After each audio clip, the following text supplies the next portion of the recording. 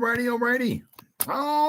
You are looking live at Sold Out MetLife Stadium, where today the 16-0 and playoff bound New York Giants will be taking on the 0-16 San Francisco 49ers.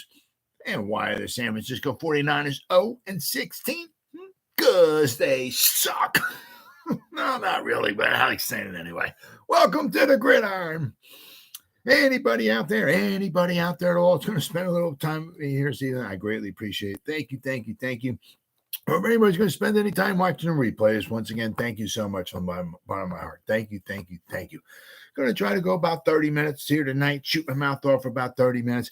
Anybody got anything to say, please feel free, fire away, throw it in the chat box. I usually try to check on the chat box like every 5 or 10 minutes or so. So as soon as I see something in there, I try to respond to it as fast as I can. So please feel free and fire away. But plus also, instead of me rambling on for half an hour, 45 minutes or whatever it might want to be, it's just nice to talk to another Giant fan. So please feel free, fire away. Before I get started, if anybody wants to help support my channel out, in the description box below, the top link in the description box takes you to my membership page.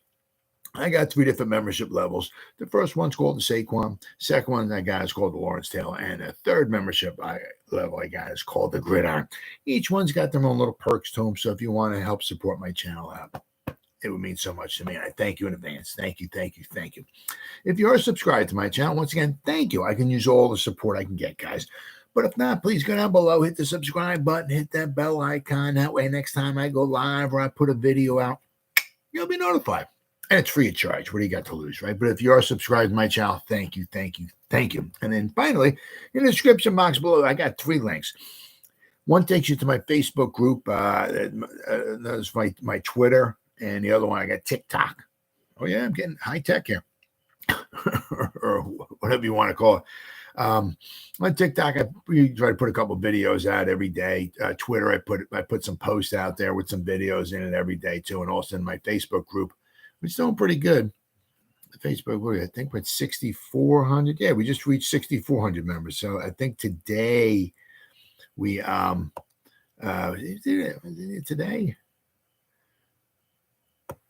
or yesterday we went over 6,400 members. So it's really doing good. Absolutely doing fantastic. So I have a Facebook page as well too, but it's been in review now for like about a month. 6 weeks, 5-6 weeks. Apparently it doesn't fit with Facebook's, I don't know, whatever. And of course you can't call and talk to anybody or nothing like that. So I have no idea exactly what's wrong with it. So they unpublished it and it's in review and it's been in review. I have no idea how many hundreds of thousands of years it's going to take for it to be in review. So I don't know if my page will ever be back ever again. But my group is still there. That's nice of the effing morons in Facebook. They actually kept my group alive. So that's nice of them. So, yeah, go down below, join the group and follow me on TikTok, Twitter or X or whatever the moron Elon Musk calling it this week. Maybe it's Q, maybe it's R, maybe it's A. I don't know. And then my TikTok, follow me there as well, too. So, all right, well, all that stuff said and done that away with. Well, I'll tell you what. I mean, a lot of people been, I don't want to say a lot of people, but, had some, I guess at least bring him in, at least kick the tires around on Justin Pugh, I guess. He was in for a workout, but obviously you don't know, exactly what happened because he was injured. And so you're not exactly sure, how it all worked out. The one nice thing, I mean, there's a bunch of nice things. There's some good and there's some bad, obviously, is that, he's not going to wind up getting a ton of money here. Let's see. Where is he at here? Oh, okay. Justin Pugh, he took a pay cut in 2021. From more than $9 million a season down to about $5 million. So he took a pay cut. He's scheduled to make more than $8 million in salary in 2022.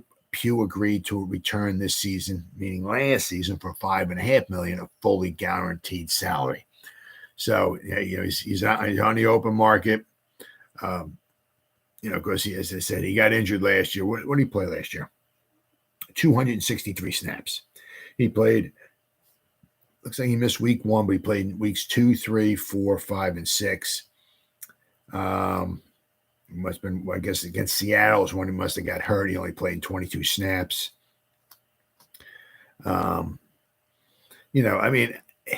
He's been obviously, according to Pro Football Focus, I'm not going to sit here and say, well, I sat here for about 13 and a half weeks straight and I diagnosed every one of Justin Pugh's plays. I broke it down. I spent nine years on every play, charted this down and charted that. I ain't going to tell you that. All right. So that's why I got PFF, right? They take a lot of the guesswork out of there for me. So, obviously you can take their number, PFF, take their numbers for whatever they're worth, right? But, pretty much ever since like around 2017, according to PFF, so I'm going by, his numbers have been starting going down a little bit. His first year with the Giants, now that's also not forget, he was drafted in 2013, our first rounder, right? Then, of course, the next year we had Odell Beckham, right?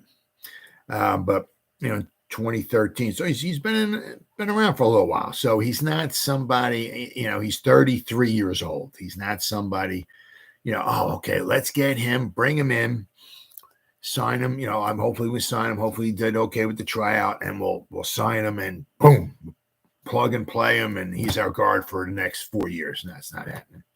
He's 33. He just came off of a major injury, so I don't even know if they even signed him, right? But he's also gone on. I guess I don't know if what I saw was some people, some interviews, or I don't remember if he went like maybe on Twitter or whatever it was, but he was saying that he would certainly love to come back to play for the Giants. That's fantastic. That's really, really fantastic. But of course, when he was here, the last time he was here, he's quite a few coaching staffs removed from the last time he was here. Actually, he's also a couple of GMs removed from, because he got drafted by Reese, and of course Gettleman's gone. Now we got Shane. So, but at least the Mauers are still here. The owners and all and everything. But he's kind of gone down a little bit. Last year, obviously, he was injured. He graded out of 61. 2021, he graded out of 64. 2020, graded out of 64. 2019, he was at 66.8. 2018 looks like it was his first year with Arizona. He only graded at 53, but it looks like he might have been injured. But 2016 with the Giants, according to Pro Football Focus, I'm going by, right? He graded out of 78 overall. Then his last season with the Giants in 2017, which was an absolutely unbelievably horrible season for everybody, he graded out of 64. So, actually his first 4 seasons with the Giants, once again, according to Pro Football Focus, he graded out in the 70s. His rookie season, he graded out of 75. Then he graded out of 70. Then he graded out of 78.8 in 2015. And in 2016, our playoff season, he graded out of 78.3. Then ever since then, after 2016, he's never graded in the 70s since. But he's serviceable. Is he going to be better than Glowinski? Yeah, possibly. It depends on how his tryout goes. I know he has visions in his head of starting.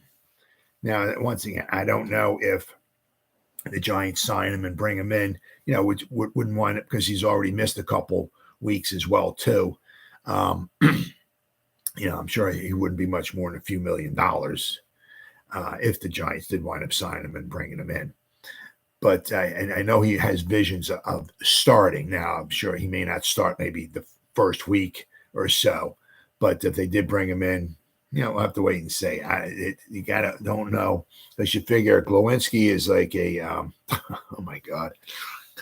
I don't say a liability. he didn't do, actually Glowinski didn't do too bad against the Cardinals. However, against the top-notch competition is when you need, obviously you need good competition, you want good line play all the time, but like this week coming up against the 49ers, obviously Dallas is probably the best.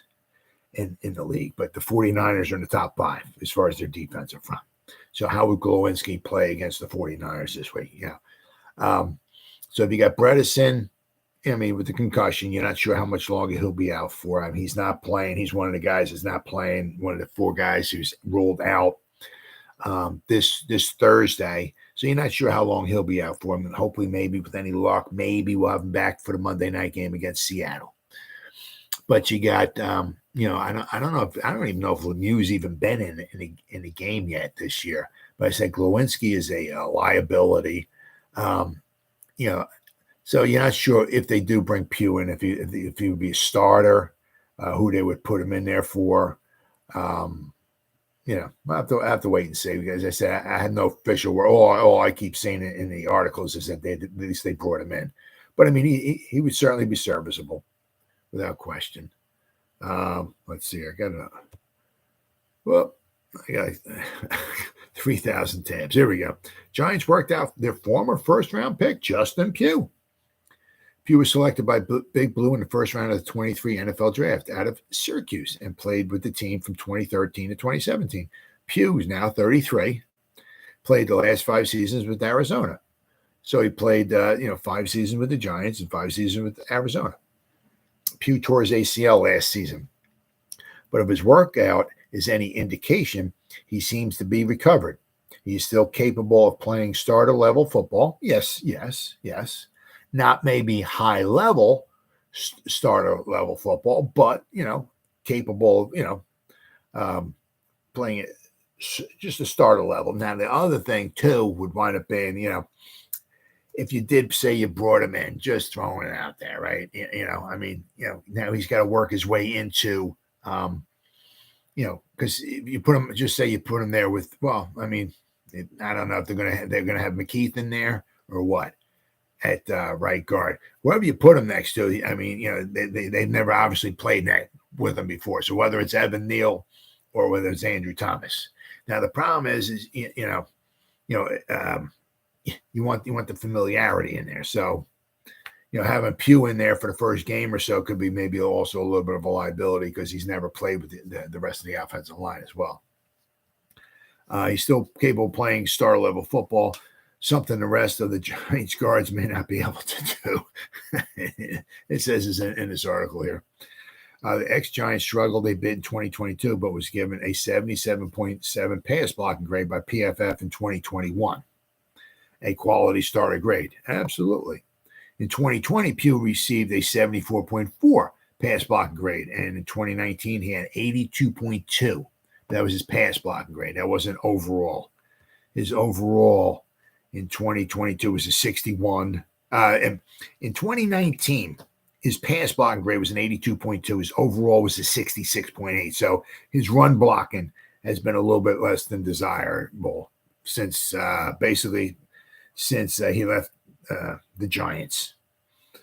Right, so you're not sure if it's what they're scheming, what they're asking him to do, right? But his run blocking grade has definitely come down a little bit. Although his pass block, as they said in the article, in 2019 he graded out of 82, 2020 he graded out of 74, pass blocking grade wise. 2021 73.4. Now last season, I said he missed the first game of the season. I'm not sure why. Maybe he might have been a little dinged up. The 4th game of the season at Carolina, he only played in 13 snaps. And then, of course, in week 6 at Seattle, that's when he got injured. He only played 22 snaps. I'm sorry. So last year, he must have been dealing with some injury issues as well, too. Because at Carolina, he only played in 13 snaps. His pass blocking was a 16.2. So, he only played 13 snaps. So he must have been dealing with something. And I said, once again, he missed the first week of last season as well. I didn't look to see, if something was wrong with him or whatever. But, last season, he didn't do, exceptionally well. But then I said, after week 6, he got injured and he was out for the rest of the year. So now it's up to you, Joe Shane. Go get Daniel Jones so much pass protection. There's no question that the fans would all be assigning. All would be all for a signing going down. Absolutely, I'd love to see the guy back here in Big Blue as well too. It would be interesting like going forward, like, is there a point in time where he, when he may plan on retiring? Would this be his final season where he like to ride off in the sunset with the Giants? Who knows? But I mean, can he be serviceable? Can he be somebody they can plug in there? Absolutely, sure. The thing is also, it's kind of like, because let's say here, this I heard about this as well too. Now, okay, in 2022, he was just a left guard. But if we go back to the beginning, right, 2013 with the Giants, he played right tackle. All right, 2014, he was all right tackle. 2015, he played left guard and a left tackle and right tackle. So in 2015, left guard, left tackle, right tackle. Right, so they started moving him around a little bit. In 2016, left guard. So he was playing, he was a tackle. Then by the time his career was coming to his end of his Giants career, he was wound up playing guard. Right, 2017, left guard and right tackle he played. So, I mean, flexibility there. So you're not exactly sure. He was right guard in 2018. 2019, left guard, right tackle. They said 2020, left guard. So, I mean, he's pretty much played almost everywhere but center.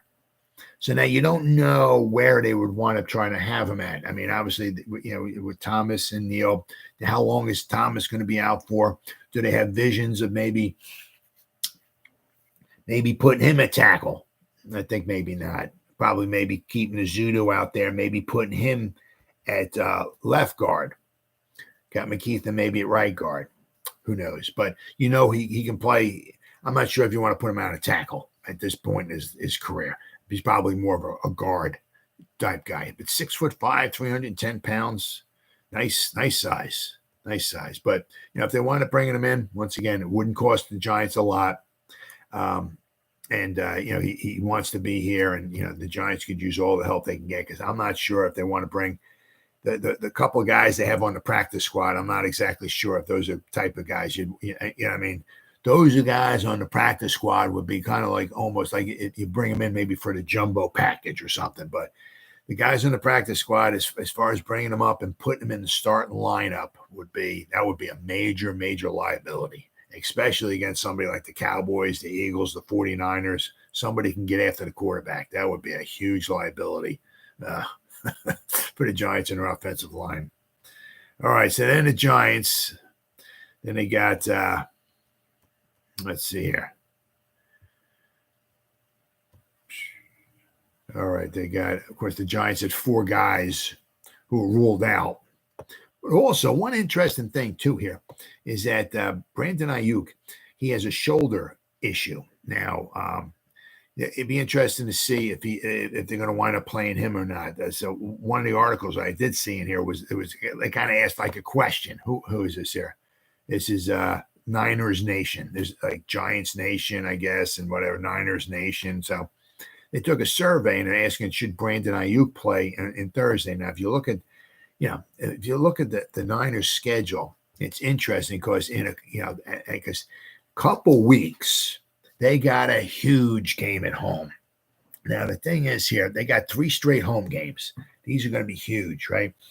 They got the Giants and they got the Cardinals. Now, if you just look at the numbers and go by the numbers and all, right? Obviously I'm pulling for the Giants. I want them to win, all this stuff and everything, right? But if you want to be realistic about it, it's going to be a hard game for them to win. Now, could they rest Ayuk? And especially the following week, they got the Cardinals coming town and rest them again, rest them for a couple weeks, rest that shoulder up, because this is huge for the 49ers. Even this early in the season, in 2 more weeks. Actually, it's what? It's quite some time, actually, because they're playing Thursday night, September 1st, and their next game is October 1st. And then their next game is October 8th, Sunday night, at home against the Cowboys.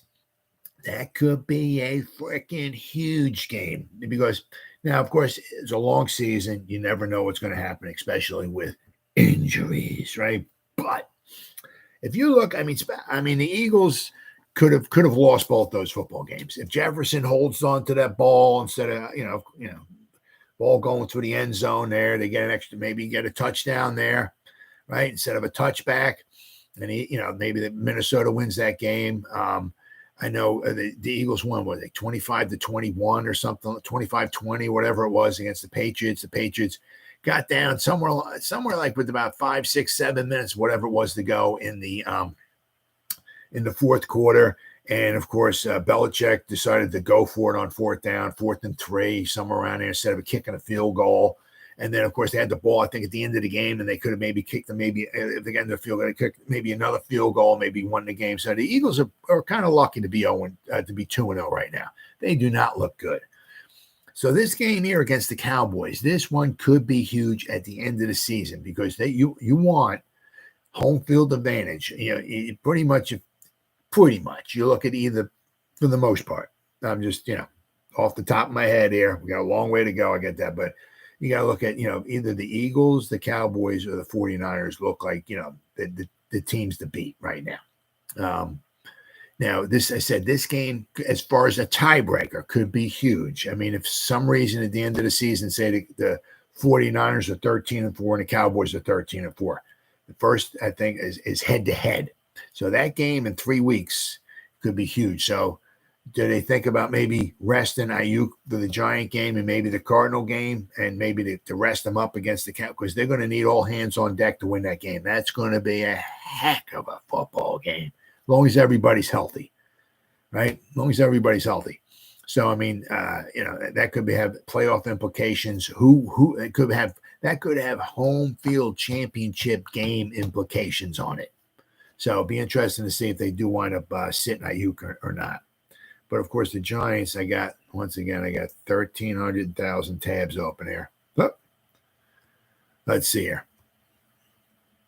Yep. What did I? Hold on there. Nope, that's not it. Nope. Is that it? Nope. Oh, well, maybe I I guess I got out of it. I must have X'd out of it. I had the New York Giants, and they had 4 guys are sitting out. I had so many guys. Let's see. Okay, well, I'll go with the New York Post here. Let's see here. Saquon Barkley, Andrew Thomas are out versus the 49ers. Plus, they have 2 other guys are out. Of course, Saquon Barkley ankle, and of course, tackle Andrew Thomas with his hamstring. They're out. Now, maybe with any luck, if we're lucky, because, I mean, we certainly could have used Andrew Thomas in the 49er game with their front 4. But it is what it is. Maybe we can get him back in time for the Seattle game. That would want to be fantastic. So Barkley's out. Andrew Thomas is out. Are they going to go? I saw. Nope. Oh, there you go. Okay, Ben Bredesen, the starting left guard, was also ruled out of the game with the 49ers. With concussion protocol. Azeez Ojulari, he's also out as well, too. Waiting to see, as I said, I mean, I haven't seen really much of anything on the 49ers. But, I mean, the Giants got, what do we got? Azeez Ojulari's out. Ben Bredesen's out. Andrew Thomas, Saquon Barkley. So, unfortunately, we have like a couple of our best guys on offense are out. Our left tackle and our running back are out. So we're going to be playing a little bit shorthanded here. So the game wasn't going to be easy anyway, period. And now it just got just a little bit harder. So, but I want to show. I mean, I was listening to Big Blue Kickoff Live today, and they came up with some numbers here, which is really just absolutely amazing. I mean, once again, the season's really young. We got a long way to go, but just some of the stats so far, what the 49ers were putting up, it was just like ridiculous what they were putting up. Let's see. Some crazy stuff here. All right, here we go. All right, so there was Brock Purdy. He's 7-0. Obviously undefeated in his regular season games. That's not including their playoff win last year or their the championship game loss, right? Which he got knocked out, I think, like in the first quarter. I think it was. He got injured in the first quarter. But the 49ers are 12-0 in the last 12 regular season games. They've scored 30 a point. Let's see. What I think 5 or more regular 30 points or more. Let me check this out here. In their last 5 regular season games, let's see. Obviously, because we know that they put up over. Where we got 49ers. Oh, there we go. All right, so we know they put up 30 points against the Steelers, and they put up 30 points last week against the Rams. So let's see here. What did they do? Yep. And actually, you can look like this. So we got 1, 2, 3, 4, 5, 6, 7, 8. So 7 of their last 8 games, they scored at least 30 points. The only one that they didn't, they beat the Seahawks 21-13 on December 15th last year. But ever since then, they scored 33 points against the Dolphins. Then they scored 35 points against the Bucs. Then they had the 21 against the Seattle Seahawks during the regular season. Then they scored 37 against the Commanders with a good defense, by the way. 37 against the Raiders. 38 against the Cardinals. 30 against the Steelers. 30 against the Rams. Then you want to go before that too. They beat the Saints 13-0, and then the game before that they put up 38 points against the Cardinals. But last year was 1, 2, 3, 4, 5, 6, 7, 8 during the regular season. And if you want to include the first game of the playoffs too, they put up 41 points. So you figure last year they put up 1, 2, 3, 4, 5, 6, 7, 8, 9 games, including their preseason game, their first playoff game against the Saints. They scored 9. And so at the first 18 games last year, they scored 9 times. They put up over at least 30 points, and they started the same thing here. 30 points in the first 2 games this season. Just the points they're putting up is just crazy. And the as of right now, the Giants' defense does not seem like it's in any position to slow that machine down at all. The Giants are going to have to. The Giants. I mean, I would be absolutely shocked if the Giants lost, like, say, 20-13, something. I would be freaking shocked. They also, on their defense, they also have 2 or more turnovers in their last 5 regular season games as well. This season, they have 4 turnovers. I believe they're all interceptions. So they play a lot of they don't play much. I mean, they were talking about this on Big Blue Kickoff Live. They don't play a lot of like nickel defense. I'm sorry, dime coverage. But they do. They play a lot of like kind of like maybe what like Patrick Graham had with the Giants, like a lot of maybe deep, a lot of zone, and keep the stuff in front of you. But the thing is, when they're playing zone, they're facing the quarterback, so they're backing up into their zone or whatever. Keep an eye on the receivers, but they're also keep an eye on the quarterback. It's wherever he's looking, right? And as he's looking over here, they're he's getting ready to throw. Then they start running over there. They react, and they're very opportunistic. But also their defensive front gets a lot of pressure with just 4 guys on the quarterback. So a lot of times the quarterback gets flustered. What happened last week, right? With Matthew Stafford, I think he threw 2 costly interceptions last week, and that was probably quite possibly the reason why the Rams wound up losing the game. Those turnovers. The 2 turnovers wound up being huge last week. very opportunistic. They got pressure on Matthew Stafford, and they wound up coming out with a win. What was it? 30-23. So, very, very opportunistic. And they were talking about on offense how, like, just Shanahan, just what an absolutely phenomenal, offensive mind he is. What a great coach. What a phenomenal offensive mind. They were praising him on Big Blue Kickoff Live about how he schemes players open. And not only that, they also brought up the fact they were talking about on next gen stats. They were talking about, they said, like, Deebo Samuels and McCaffrey. Deebo was like number one.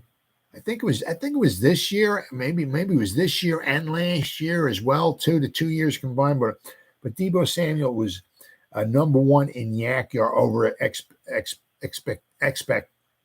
I think he was number one in yak.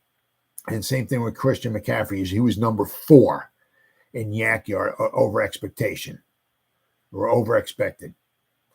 So, so it's like when these guys get the ball, they get yardage. But a lot of it also is because the guys are so freaking wide open. They were, let's see, we're talking about here since the start of 22, since the start of last season, right? Well, obviously, Purdy was not their quarterback since the start of last year because they went through like 19 quarterbacks last year and they finally got to Purdy. But since the start of 22, right, 67% of Brock Purdy's downfield throws are to receivers who are open or who are wide open. Now, an open receiver is from 3 to 5 yards open. 3 yards is almost 10 feet. So you look at a guy, and that's an open receiver. He's like 10 feet away from his nearest defender. Well, anyway, 67% of his throws downfield have been to guys who are wide open, so who are anywhere from 3 yards to 5 yards open, or the guys who are wide open, which is more than 5 yards open. So I can even complete passes to that. Not that I'm saying I ain't nothing like Brock Purdy is, don't get me wrong, but he's throwing to guys who are wide the frick open. They say in the NFL, if a guy is like got a yard, he's open. You hit him. Well, Brock Purdy's throwing to guys who are like got miles on the closest defender. That's just the way they scheme. They also was talking about they use a lot of motion, like more than 70% of the time. To get to move the defense around, obviously, to figure out what kind of scheme they're running. Is it man, whatever.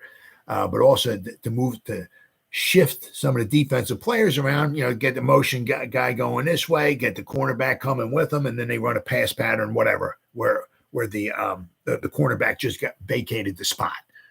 So they start moving guys around, so they shift. The defensive players around, so they move the defensive players where they want them to be so that they can get guys in the open spaces. He just schemes guys wide open. So Brock Purdy is throwing to guys who are like wide open.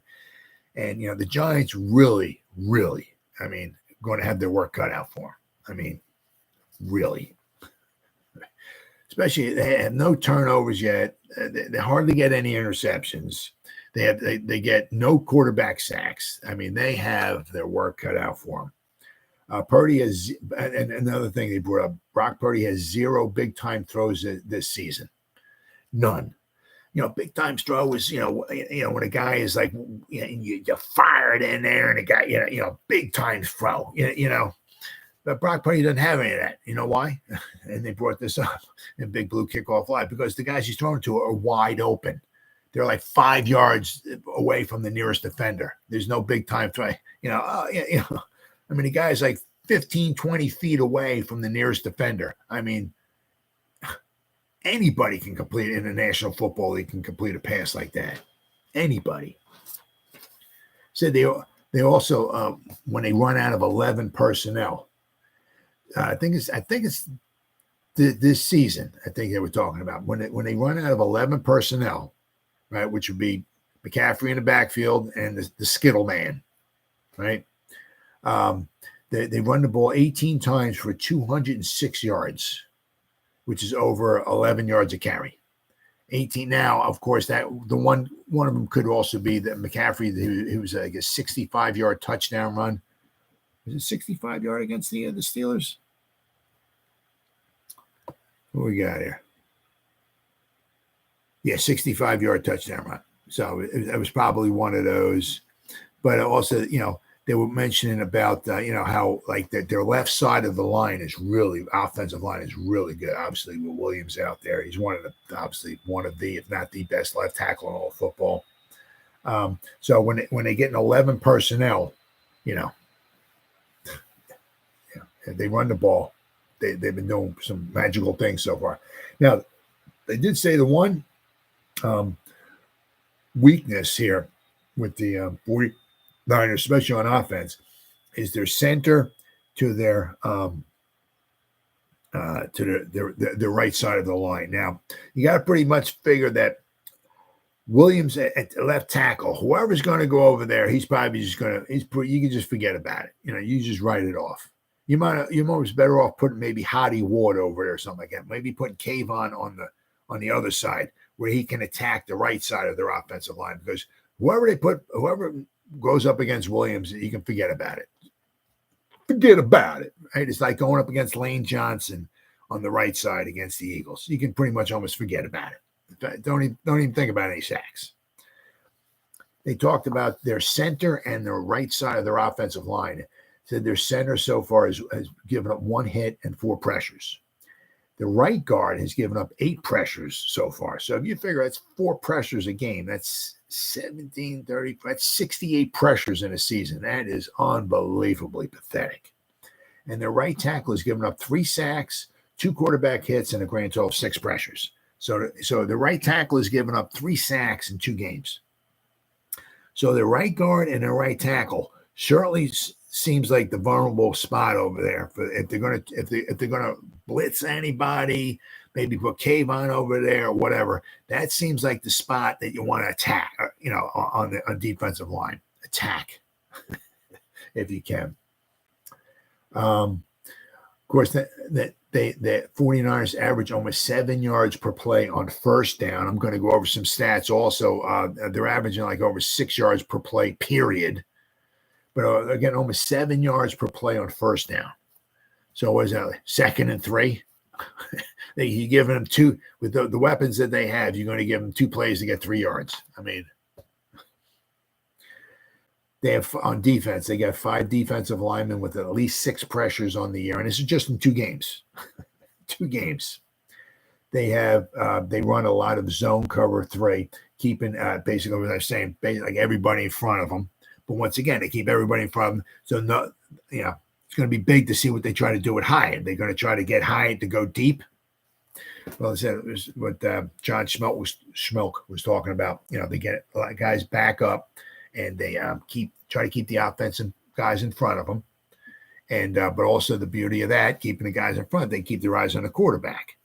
And if they're in the right position, they can maybe make a break on the ball, maybe pick a pass over. I said they have almost as many interceptions in 2 games as the Giants did all last season combined. Let's see, and of course they don't blitz much either. Obviously a lot of it, and they keep their linebackers on the field a lot too.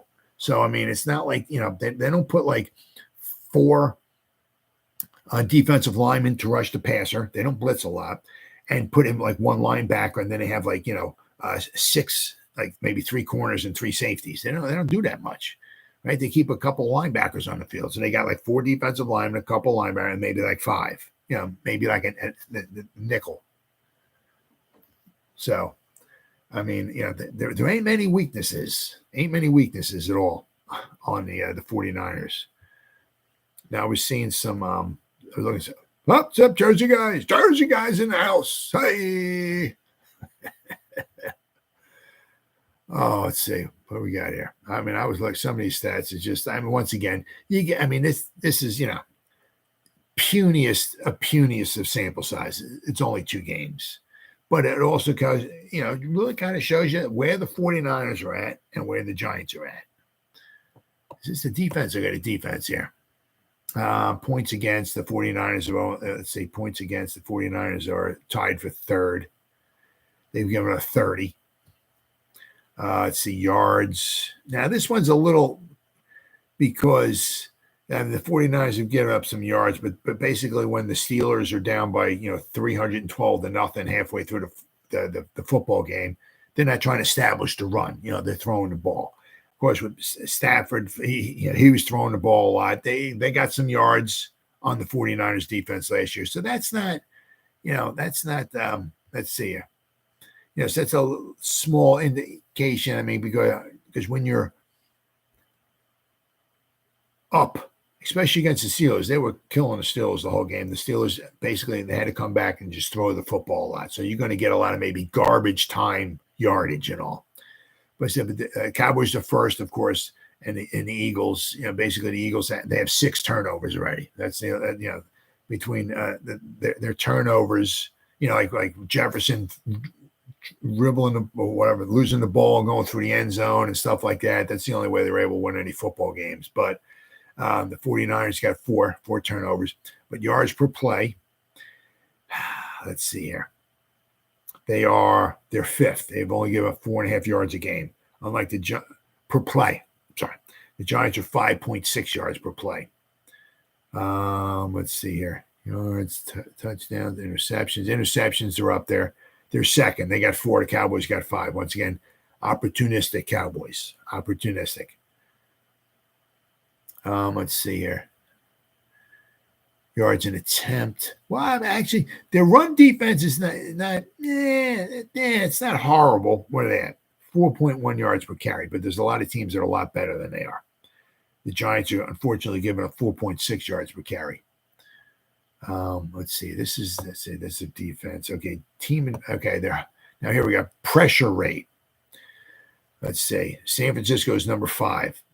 They 30.6% of the time they get pressure on a quarterback. And a lot of times that's just with 4 guys. That's kind of just goes to show you, also how good the Cowboys are and the Eagles are. The Cowboys are number 2 with 32. A lot of times they just maybe send 4.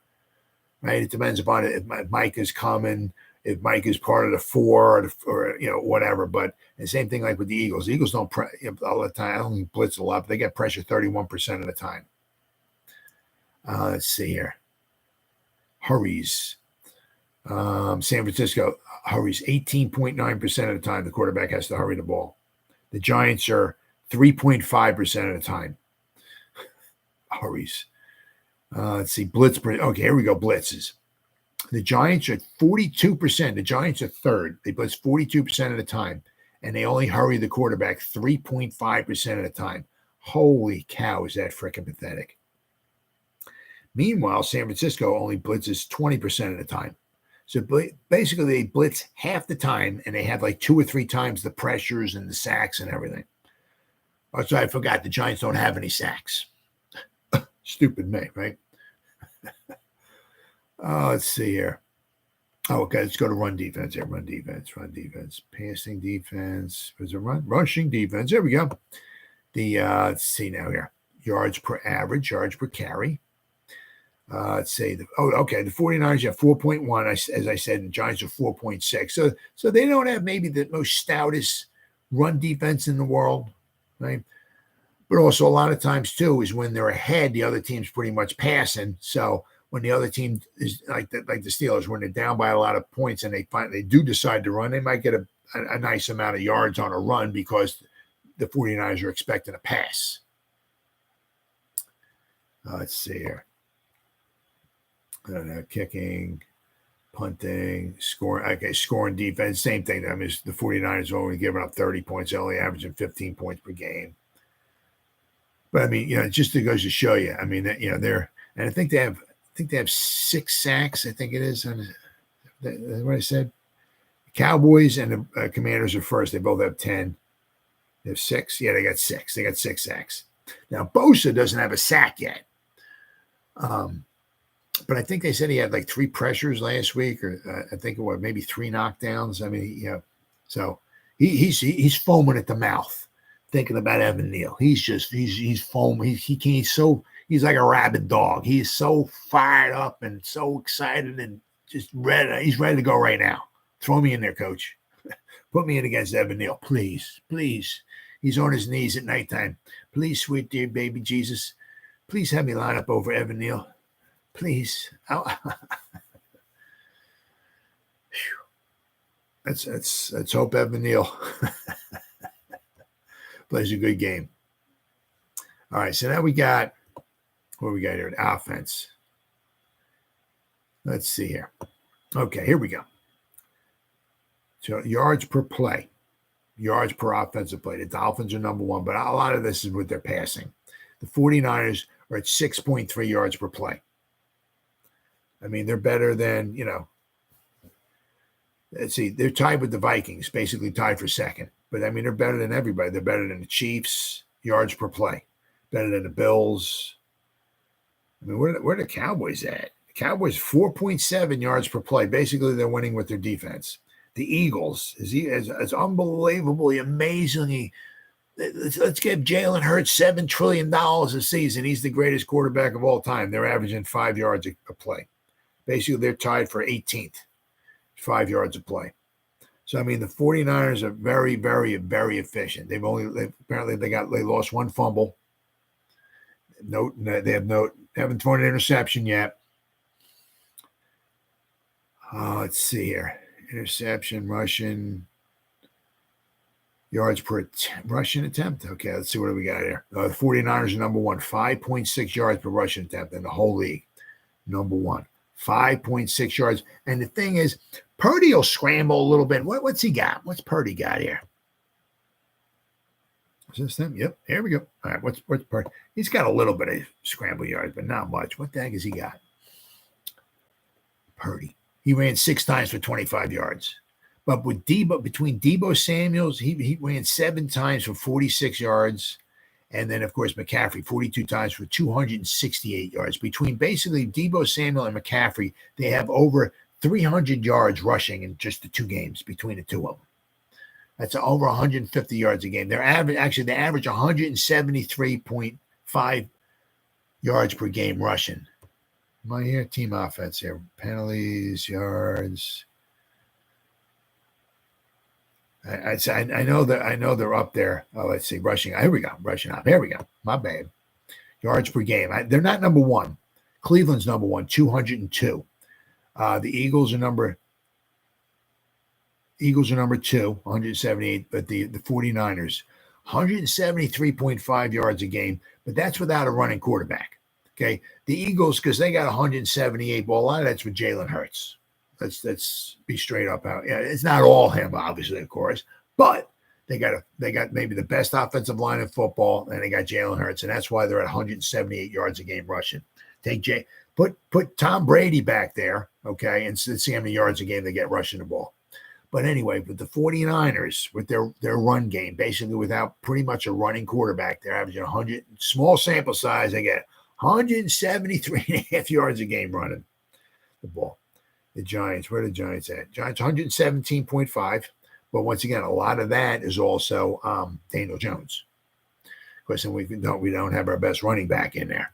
Now, this was, I mean, just to go to show you how, I don't know, to tell you the truth, I don't know as much about the 49ers roster as maybe I should. Now, I don't know if their top level guys are just really, really good and there's a big drop off in their backups. I'm not sure. But if you look here with the Giants have had 1, 2, 3, 4, 5, 6, 7, 8, 9, 10. They've had 11 different guys catch passes. 11.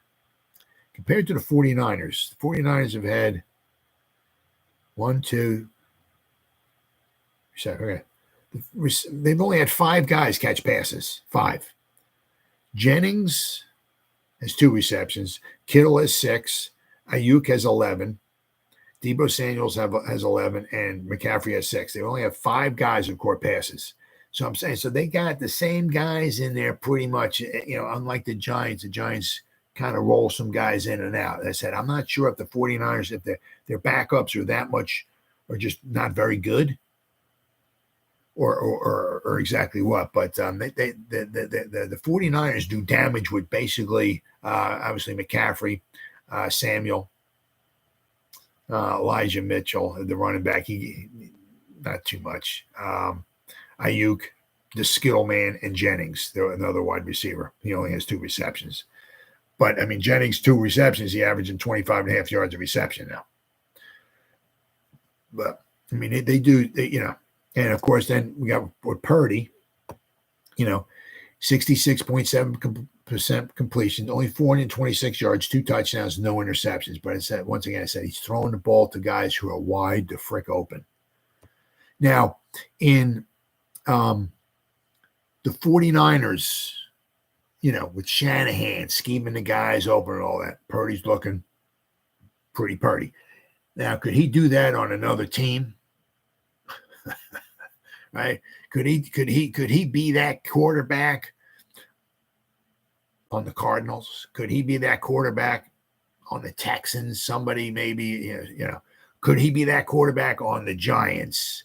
Dropping back the pass and half the other team's defense is in the backfield, right? He doesn't get a chance to set, And can he be that guy when they're not scheming guys open and stuff like that? Can he get the guys open by like half a yard? Can he gun the ball in there? Is he in is this like the perfect storm for him? Basically, is he in the perfect offense with the perfect, situation with the players and all that stuff? Yeah, possibly, because I think they said he was at Iowa or Iowa State, and they said his numbers weren't that super spectacular. So, I mean, is he just in the perfect, system? Like if they ever want to trade him or getting rid of him or something like that, could he flourish like he is right now in another system? Maybe not. But it's just the way Shanahan is. I mean, he's just, you see him. It seems like every year the 49ers are good, and like they different quarterbacks. The one mistake that they had was, I guess jumping so far up to grab Lance. I guess that was one of their, few mistakes, that they wound up making. But it just goes to show you, I mean, with Shanahan, obviously you got to give him the weapons because, he's got McCaffrey, right? The Skittle man. Good blocker too. But I said with Deebo Samuel and Ayuk. So you got to give him some good weapons and the way he schemes things open. 49ers are going to be really, really tough. Really, really tough. Now, the Giants. I said, just based on what you reading and all that. As far as with Shanahan scheming guys open, can our rookies keep the guys covered? Who's going to cover the Skittle man? Right, George Kittle. Who's going to cover him?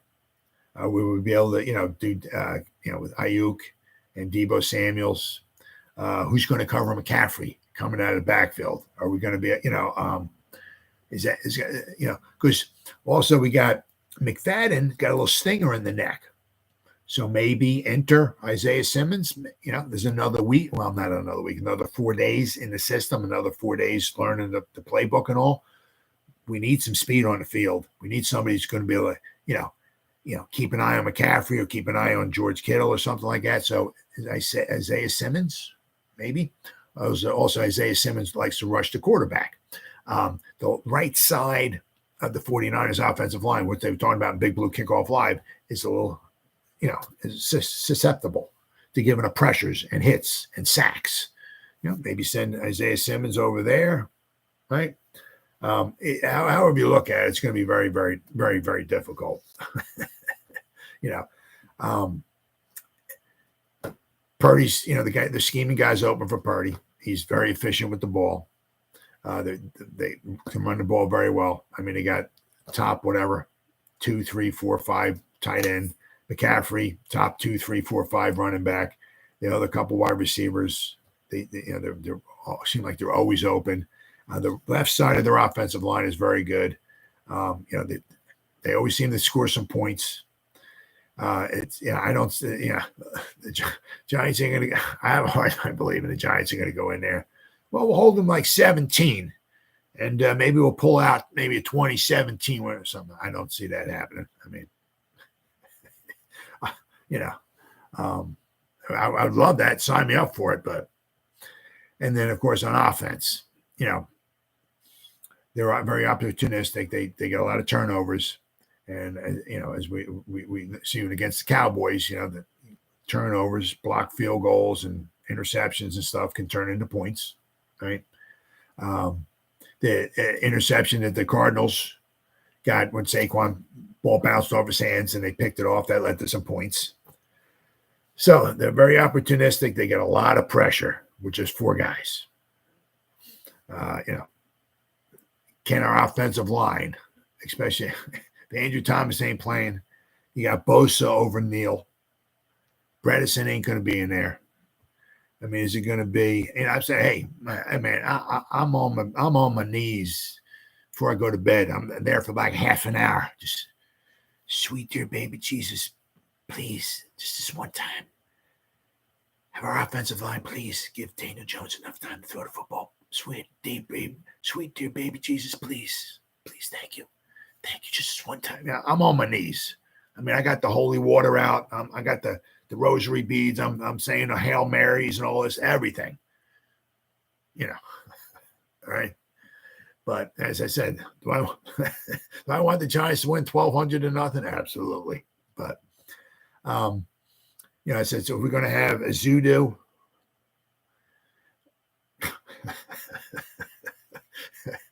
Is it going to be Glowinski?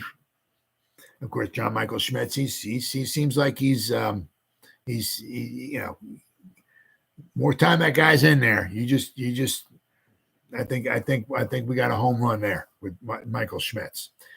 Then of course maybe McKeithen. Okay, and then you got Neal. I mean, Neal's constantly had problems with good edge rushers, and you got Bosa. I mean, so can we get enough? Can we give him Daniel Jones enough time? I mean, because when just go deep to high it. Well, you got to be able to stand in the pocket for a few seconds to get that open up. And even John Schmelk was talking about this, and John Schmelk knows more about the Giants and football, the plays and all that stuff than I do. And even John Schmelk on Big Blue Kickoff Live today was saying, you want to maybe try to throw it deep, but he was saying you need at least 3 seconds. Can we give Daniel Jones at least 3 seconds? Well, maybe if we max protect, maybe, it's a possibility. But I mean, on a ongoing basis, can we give him so many seconds? Either that, or we have to try to, get the passes out really, really fast. Paul Dottino also mentioned one time that the last week when against the Rams, they were down. I think he said around like the 20-yard line or so, and they threw like a screen pass. I think they were. I guess they were maybe looking over here to the one side, maybe to throw a screen pass or something like that. And I think because I didn't see the play, but then Stafford threw around. He threw back over here and they ran a screen pass and they wound up running in the end zone. He said, Paul Dottino said maybe they might try to do something like that, because obviously you see wherever their weaknesses are at or whatever they have problems covering, you want to obviously attack that. So maybe the Giants can do something like that. Can the Giants keep the magic going? It's a totally different animal. The Cardinals and the 49ers. But once again, you never know. That's why you play the games, right? That's why you play the games. Unfortunately, I mean, to me, if the Giants, if they come out of this game and they lose, but it's respectable, they lose 27-20, right? Okay, we went on the road, and it was kind of like in 2011. The Giants lost, I think, by 7 to the 49ers. It went on. It was a higher scoring game than it was in the playoffs. But they went on the road. At the end of the game, they had the ball down around the 10-yard line. Fourth down. Eli Manning's dropping back to pass. The ball gets tipped up in the air, falls incomplete. Giants lose, game over. But they went in there against a tough 49ers team, and they went toe-to-toe with them. And they knew they can go toe-to-toe with them. So then the playoffs rolled around, the Giants had been in San Francisco before. During the regular season, they lost by a touchdown, but they knew they could go toe-to-toe against them. So if we can, like I said, come out of here, like I said, 27-20, maybe you know you can go toe-to-toe with them on their turf, right? Because if you have to want to play them in the playoffs, you know they're going to be the home team, right? So that's going to be huge. So if worse comes to worse, if we walk out of here with a loss, I said, it can't be 40-0. It can't be 30-7. It can't be 30-10. It's got to be, I'm going to say 27-17 49ers. I don't see the Giants. I mean, the way they slowed down the Cardinals when they had to. But once again, that was Josh Dobbs and that was the Cardinals. Okay. This is not we're not talking the 49ers. We're talking the Cardinals. They stopped the Cardinals when they had to. 2 thumbs up. Way to go. But where were they at the first 6 drives? They just let them walk up and down the field. So if you let the 49ers walk up and down the field the first 6 times they get the ball, they're putting 30 points up on you. And I have a hard time believing that the Giants against this defense can put up 30 points like they did last week against the Cardinals. So I said 27-17. I said if they can make it somehow 27-20, 27-23 somehow, sign me up for that. If we only lose by 4 points on the road to this 49er team, sign me up for that. Right? I don't see any way the Giants are going to win. I hope they do. I hope they do. I mean, right? But I don't see it happen. I give this one to the 49ers. Well, I'll try to be back. Game starts, 8:20, 8:30, whatever it is. Oh. The Smitty, the Niners. Yeah. Well, I'll tell you what. Because I hate the Eagles and I hate the Cowboys. Out of this game, if the 49ers win, well, a small part of me will make me happy. Only because I'm pulling for the Giants all the way, but a small part of me because I want the 49ers at the end of the season to have a fantastic record because I want the championship game. If it winds up going out, I want the championship game to go through San Francisco and not Dallas. So I want if the 49ers win tomorrow night, I want them to have at the end of the season have a great record because I don't want the Eagles to have the home field advantage if they make it to the championship game. I don't want the Cowboys. I want the 49ers at home. I want them, if they can be healthy, if they make it to the championship game, I want them to be healthy. And if they're playing against the Cowboys, I want them, the 49ers, to have the home field advantage. So if the 49ers win this, a small part of me would be happy. But 99.9% of me would be pissed off. But as I said, I don't see the Giants winning this one. So, but I mean, if possible, maybe I'll go live maybe in the second half tomorrow. And then maybe that'll be my show for tomorrow night. So maybe the second half, maybe around 10 o'clock, 10:30 or so, maybe I'll go live and maybe watch the rest of the game on live. So what do we got? We take care of them for you. Well, hey, I tell you what, hey, if the Giants don't make it, I'm definitely pulling for the 49ers. I mean, they got screwed last year in that championship game. I can't stand the Eagles. Can't stand them. Absolutely can't stand them. I'm so happy they lost in the Super Bowl. So if the Giants don't win it, because I mean, without question, you guys are a phenomenal team. Great coaching, great players. I just hope you guys stay healthy. And so I said, if the Giants don't win it, I'm definitely pulling for you guys, at least certainly go to the Super Bowl, because I don't want the Cowboys or the Eagles to get there. So, oh, man. Well, good talking to you, buddy. Good talking to you. All right. So whoever spent any time listening to me live, thank you. It's been an hour. All right. If anybody spends any time watching the replays, once again, thank you so much from the bottom of my heart. Thank you. It means so much to me, right? Guys, you guys stay safe out there and go Giants. Woo! Oh, yeah.